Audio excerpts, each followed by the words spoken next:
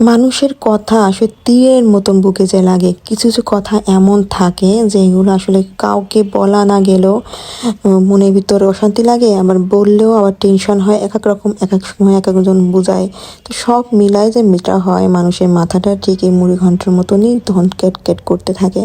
আসলে কারটা বিশ্বাস করব, কিন্তু বেশিরভাগ ক্ষেত্রে দেখবেন আপনার যতই চিন্তা থাকুক, যতই ভাবনা থাকুক, আপনি হাজার মানুষের সাথে শেয়ার করলেও আপনার ওই চিন্তাটা কিন্তু অতটা দূর হবে না যতটা মায়ের সাথে শেয়ার করার পর মনটা হালকা হয়।